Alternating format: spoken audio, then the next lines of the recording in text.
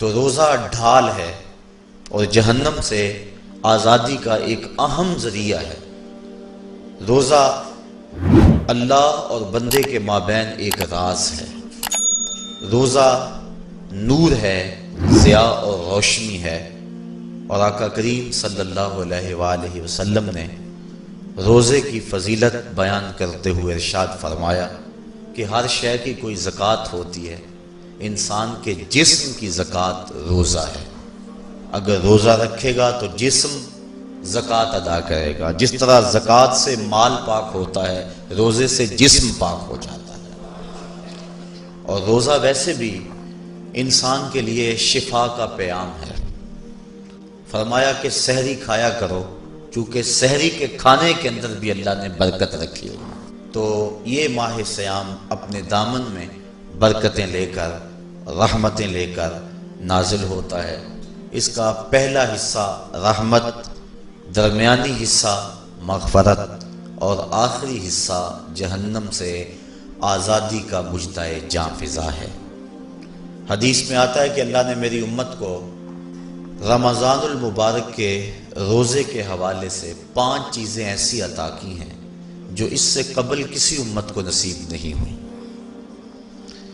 ایک تو یہ کہ رمضان المبارک کے اندر روزہ رکھنے والے کے معدے سے جو بو نکلتی ہے، اللہ کو وہ مشک سے زیادہ محبوب ہے۔ دوسری بات کہ جب ماہ صیام آتا ہے تو شیاطین کو جکڑ دیا جاتا ہے۔ تیسری بات کہ روزے دار جب تک روزے میں رہتا ہے، فرشتے اس کے لیے مغفرت کی دعائیں کرتے رہتے ہیں۔ اور چوتھی بات، جب ماہ صیام کی آخری رات آتی ہے تو اس کے سارے گناہوں کو بخش دیا جاتا ہے اور اس کو جہنم سے آزادی کا پروانہ مل جاتا ہے۔ بلکہ ایک صحابی نے حضور سے عرض کی کہ آقا کریم، جو یہ جہنم سے آزادی کا پروانہ مومن کو ملتا ہے تو کیا یہ لیلۃ القدر کی رات ہے؟ تو آقا کریم نے فرمایا نہیں، جب مزدور اپنی مزدوری مکمل کرتا ہے، جب اس کی دہاڑی پوری ہو جاتی ہے تو پھر اس کو اس کا مالک کچھ دیتا ہے، تو یہ جو اس کو بخشش اور مغفرت کا مجدہ جاں فضا دیا جاتا ہے، یہ اس کی مزدوری ہے۔ اور فرمایا کہ جو لیلۃ القدر کی برکتیں اس کو حاصل ہوتی ہیں، یہ اس کے علاوہ ہیں۔ اور یہ اللہ تعالیٰ جل شانہ نے خاص کرم نوازی فرمائی بندہ مومن پر کہ اس کو یہ بابرکت رات عطا فرمائی۔ اور 5ویں فضیلت جو اس کو دی گئی روزہ دار کو، اور حضور سے قبل جو امتوں میں لوگ روزے رکھتے تھے، یہ فضیلتیں ان کو نہیں عطا کی گئی۔ جنت کو پورا ماہ مومن کے لیے آراستہ و پیراستہ کیا جاتا ہے۔ حضرت ابو ہریرہ رضی اللہ تعالی عنہ سے ایک روایت مروی ہے جس کو امام بخاری اور امام مسلم نے روایت کیا کہ آقا کریم علیہ السلام نے ارشاد فرمایا، قال اللہ عز وجل، اللہ جل شانہ ارشاد فرماتا ہے، کل عمل ابن آدم لہو، ابن آدم کا ہر عمل اسی کے لیے ہے، الا الصوم فانہ لی، ہاں مگر روزہ ہے جو وہ میرے لیے رکھتا ہے، وانا اجزی بہ، اور اس کی جزا میں اسے دوں گا، والصیام جنۃ، اور صیام روزہ ڈھال ہے، فاذا کان یوم صوم احدکم فلا یرفث ولا یصخب، فَإِن صَابَّهُ أَحَدٌ أَوْ قَاتَلَهُ فَلْيَقُلْ إِنِّي صَائِمٌ إِنِّي صَائِمٌ وَالَّذِي نَفْسُ مُحَمَّدٍ بِيَدِهِ لَخُلُوفُ فَمِ الصَّائِمِ أَطْيَبُ عِندَ اللَّهِ مِن رِّيحِ الْمِسْكِ لِلصَّائِمِ فَرْحَتَانِ يَفْرَحُهُمَا إِذَا أَفْطَرَ فَرِحَ بِفِطْرِهِ وَإِذَا لَقِيَ رَبَّهُ فَرِحَ بِصَوْمِهِ۔ تو فرمایا کہ جب کوئی شخص روزہ رکھتا ہے تو اس کا یہ عمل اللہ کے لیے ہے اور اللہ تعالیٰ اس کی جزا دے گا۔ روزہ ڈھال ہے، جب کوئی شخص روزہ رکھے تو وہ اس کے اندر کوئی اللہ کی نافرمانی نہ کرے، یہاں تک کہ اگر اس کو کوئی شخص گالی بھی دے تو وہ یہ کہے کہ میرا روزہ ہے، میں صائم ہوں، میں نے روزہ رکھا ہوا ہے، یہ کہہ کے لڑنے والے کو، الجھنے والے کو ٹال دے۔ حضور نے ارشاد فرمایا مجھے قسم ہے اس رب کی جس کے قبضے میں محمد کی جان ہے کہ روزہ دار کے معدے سے جو بو نکلتی ہے اللہ کو وہ مسک یعنی کستوری کی خوشبو سے زیادہ محبوب ہے۔ اور روزہ دار کے لیے دو خوشیاں ہیں، ایک خوشی اس کو اس وقت ملتی ہے جب وہ روزہ افطار کرتا ہے، اور دوسری خوشی اس کو اس وقت ملتی ہے جب اس روزے کے صلے میں اسے اپنے رب کا دیدار نصیب ہوگا۔ یہ بات ذہن میں رکھیں کہ اس دنیا پر سب سے بڑی دولت جو حضرت انسان کو دی گئی ہے وہ دولت ایمان ہے، اور قیامت کے دن سب سے بڑی دولت جو اہل ایمان کو دی جائے گی وہ اللہ تعالیٰ کا دیدار ہوگا۔ جنت کے حور و قصور، جنت کے محلات، جنت کی اعلی نصب نعمتیں، دنیا کی کوئی دولت اور دنیا کی کوئی نعمت جنت کی کسی نعمت کا مقابلہ نہیں کر سکتی، لیکن جنت والے جنت میں جا کر جس نعمت کو سب سے بڑا سمجھیں گے، اور وہ ہوگی بھی حقیقت میں سب سے بڑی نعمت، ایسی نعمت کہ اس نعمت کے ملنے پہ باقی ساری نعمتوں کو بھول جائیں گے، وہ یہ ہے کہ رب اپنے رخ کرم سے پردہ ہٹا دے گا اور ان کو اپنا دیدار عطا فرما دے گا۔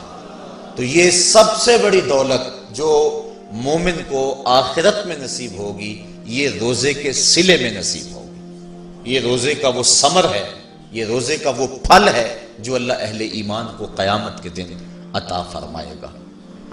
عاجزی بہی کا معنی ہے کہ اس کی میں جزا دوں گا۔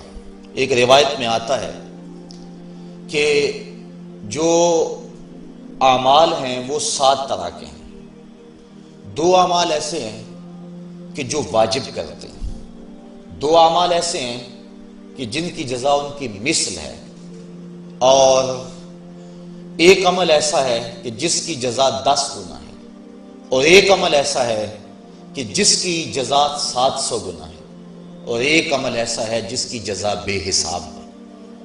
فرمایا کہ وہ 2 عمل جو واجب کرتے ہیں وہ یہ کہ اگر کسی شخص نے اللہ کی عبادت کی اور اس کے ساتھ کسی کو شریک نہ ٹھہرایا تو وہ جنت کو یہ اعمال واجب کر دیتے ہیں، یعنی اس کو جنت کا ملنا لازم ہے، ضروری ہے، واجب ہے اس کے لیے۔ اور دوسرا وہ شخص جس نے اپنے رب کے حکموں کو توڑا یہاں تک کہ اس کے ساتھ کسی کو شریک ٹھہرایا، اس کے اوپر جہنم واجب ہے۔ اور 2 وہ عمل جن کی جزا ان کی مثل ملے گی، ایک وہ گناہ جو اس نے کیا تو اس کی سزا اس کی مثل دی جائے گی، اور دوسری وہ نیکی جو اس نے کی نہیں ہے لیکن اس کا عزم کیا تھا تو اس کو بھی ایک نیکی کا ثواب دے دیا جائے۔ ایک عمل وہ ہے جس کے بدلے کے اندر 10 گنا اس کو اجر دیا جاتا ہے، اور فرمایا اس سے اس کے نیک اعمال مراد ہیں، اور فرمایا کہ جو اس کا چھٹا عمل ہے وہ ایسا ہے جس کے بدلے کے اندر اس کو 700 گنا اجر دیا جاتا ہے، اور وہ راہ خدا میں اس کا صدقہ کرنا ہے۔ اور فرمایا ایک عمل ایسا ہے جس کی جزا کا دنیا پر کوئی حساب ہی نہیں ہے، اور وہ بندے کا اللہ کے حضور اپنے روزے کے ساتھ پیش ہونا ہے۔ تو روزہ ایک ایسا عمل ہے کہ جس کی جزا کا کوئی حساب ہی نہیں ہے، تو یہ اللہ کے علم میں ہے کہ وہ اپنے بندے کو کتنی اس کی جزا اور کتنا اس کا صلہ عطا فرما دیتا ہے۔ تو یہ اجر ہے نیکی کا۔ اور آقا کریم علیہ السلام نے ارشاد فرمایا روزہ ڈھال ہے اور جہنم سے بچنے کا ایک مضبوط قلعہ ہے۔ روزے کے من جملہ ثمرات میں سے ایک ثمرہ مرتبہ احسان کا حاصل ہونا ہے۔ مرتبہ احسان کیا ہے؟ اس پہ حدیث جبریل میں آپ کے سامنے رکھنا چاہوں گا، جس کو امام بخاری نے اور دیگر ائمہ احادیث نے ذکر کیا ہے۔ مسجد نبوی کا ماحول تھا، مدینہ شریف کی فضائیں تھیں، صحابہ حضور کی صحبت میں جلوہ فراز تھے، نور بٹ رہا تھا، اجالے اتر رہے تھے، صحابہ کے من روشنی سے مالا مال تھے کہ حضرت عمر فاروق رضی اللہ تعالی عنہ فرماتے ہیں کہ ایک شخص آیا جس کی گھنی سیاہ داڑھی تھی اور اس کا سفید لباس تھا، ہم میں سے اسے کوئی جانتا بھی نہیں تھا، لیکن اپنے وجود کی تر و تازگی کی وجہ سے وہ مسافر بھی دکھائی نہیں دیتا تھا۔ چونکہ مسافر ہوتا تو آثار سفر اس کے بدن سے ظاہر ہوتے، لگتا تھا جس طرح یہی کسی گلی سے نکل کے آیا ہے، لیکن چونکہ وہ وہاں کا رہنے والا نہیں تھا، ہم میں سے اسے کوئی پہچانتا بھی نہیں تھا۔ اب وہ حضور کی خدمت میں آیا، فَأَسْنَدَ رُكْبَتَيْهِ إِلَىٰ رُكْبَتَيْهِ، اور اپنے گھٹنوں کو جوڑ کر حضور کے گھٹنوں کے ساتھ ملا کر بیٹھ گیا، اور حضور علیہ السلام سے عرض کرتا ہے کہ حضور مجھے خبر دیجئے کہ ایمان کیا ہے۔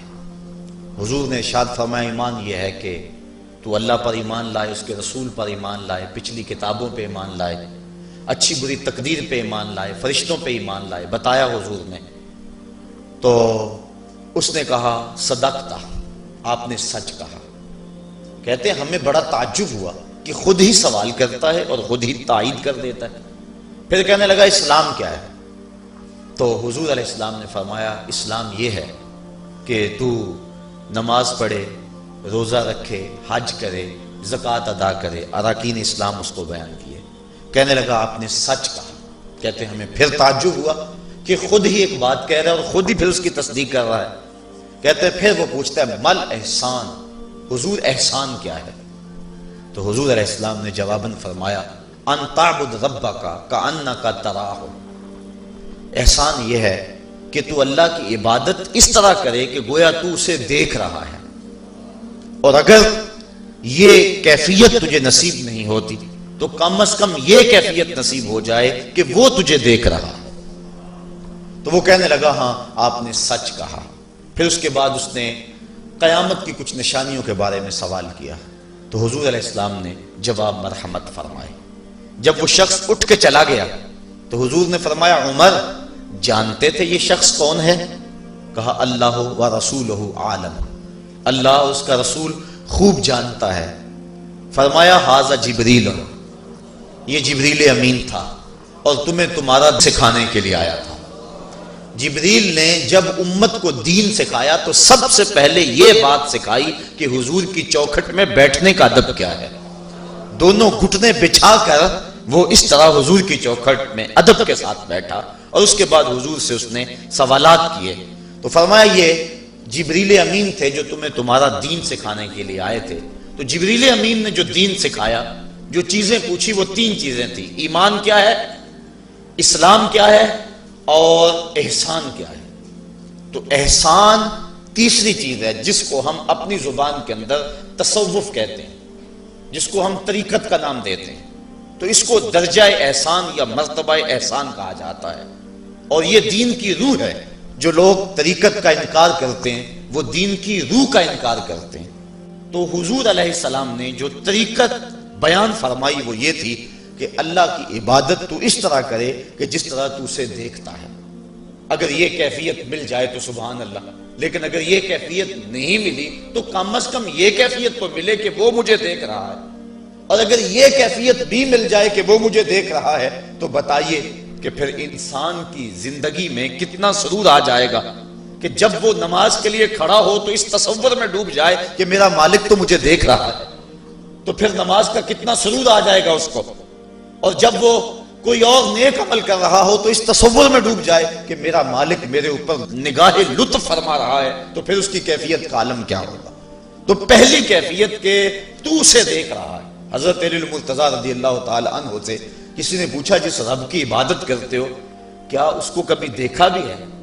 تو حضرت علی المرتضیٰ نے جواباً کہا لم اعبد ربا لم اراہ، اے صاحب کبھی کبھی کی بات کیا کرتا ہے، علی تو اتنی دیر تک سجدے سے سر ہی نہیں اٹھاتا جب تک اس کے جمال جہاں آرا سے فیض یاب نہیں ہو جاتا۔ حضرت داتا گنج بخش علی حجویری علیہ رحمہ کشف الماجوب کے اندر ایک حدیث نقل کرتے ہیں کہ حضور علیہ السلام نے ارشاد فرمایا کہ فاقہ کشی اختیار کرو اور بھوک اور پیاس برداشت کرو، ممکن ہے کہ اس دنیا کے اندر تم اپنے دل کی آنکھوں سے اپنے رب کا مشاہدہ کرو۔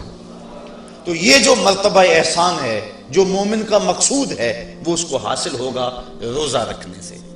اور اگر چلو کسی روزہ دار کو یہ کیفیت نہ ملے کہ وہ اپنے رب کے جمال جہاں آرا کو دیکھ لے، اس کے جلووں کو دیکھ لے، اس کے دیدار کی دولت سے مالا مال ہو جائے، اس کا دل اس کی محبت میں ایسا ڈوبے کہ وہ جدھر دیکھے اسی کے جلووں کو ہی دیکھتا چلا جائے۔ اگر روزہ دار کو ایسی دولت نہ بھی نصیب ہو تو کم از کم روزہ دار کو یہ دولت تو ضرور ملے گی کہ وہ اس احساس میں ڈوب جائے گا کہ میرا رب مجھے دیکھ رہا ہے۔ گناہگار سے گناہگار شخص بھی کڑکتی ہوئی دوپہر میں ٹھنڈا پانی دستیاب ہونے کے باوجود ایک گھونٹ بھی حلق سے نیچے نہیں اتارتا، کیوں؟ اس لیے کہ میرا مالک تو مجھے دیکھ رہا ہے۔ تو یہ احساس اس کو آیا کہ نہ آیا؟ کاش کہ رمضان میں یہ نور جو ہم کو نصیب ہوتا ہے، یہ رمضان کا خاص نور ہے، مرتبہ احسان سے پھوٹتا ہوا یہ اجالا رمضان میں ایک گناہگار سے گناہگار شخص بھی حاصل کر لیتا ہے کہ وہ اس احساس میں ڈوب جاتا ہے کہ میرا مالک مجھے دیکھ رہا ہے۔ کاش کہ وہ اس کو اندر سمو لے اور اس کو دل کی ایک ایک پرت پہ رکھ لے اور اس کو سجا لے اور اس دولت کو پھر جانے نہ دے، تو پھر اس کے لیے گناہ کرنا مشکل ہی نہیں، محال ہو جائے گا۔ اس احساس سے پانی نہیں پیتا کہ میرا اللہ مجھے دیکھ رہا ہے، تو کیا مجھے یہ بتاؤ کہ جب وہ دکان پہ بیٹھ کے ڈنڈی مارتا ہے کہ اللہ اس وقت نہیں دیکھتا؟ جب وہ کسی کی جیب کاٹتا ہے اللہ اس وقت نہیں دیکھتا؟ جب وہ رشوت لے رہا ہوتا ہے اللہ اس وقت نہیں دیکھتا؟ کہ اللہ تعالیٰ صرف رمضان میں دیکھتا ہے، غیر رمضان میں نہیں دیکھتا؟ تو یہ احساس کاش کہ اس کے ساتھ لگ جائے کہ میرا مالک مجھے دیکھ رہا ہے، تو پھر گناہ کرنا مشکل ہی نہیں، ناممکن ہو جاتا ہے۔ ساتویں کوٹھڑی میں جب سارے دروازے بند کر کے بت کے اوپر موٹا کپڑا ڈال کے زلیخا بولی ہے تالک یوسف اب آ جاؤ نا، اب تو کوئی نہیں دیکھ رہا ہے، تو یہی احساس تھا جس نے روشنی دی۔ قال معاذ اللہ، کہا اللہ کی پناہ، تو اپنے معبود سے موٹی چادر ڈال کر چھپ گئی، لیکن میرا خدا تو ساتویں کوٹھڑی میں بھی دیکھ رہا ہے۔ پھر اتنی روشنی برسی، اتنے اجالے اترے کہ گناہ کیا، گناہ کا تصور بھی محال ہو گیا۔ تو یہ یقین، یہ اذعان کہ میرا مالک مجھ کو دیکھ رہا ہے، انسان کے لیے گناہ کو مشکل ہی نہیں، ناممکن بنا دیتا ہے۔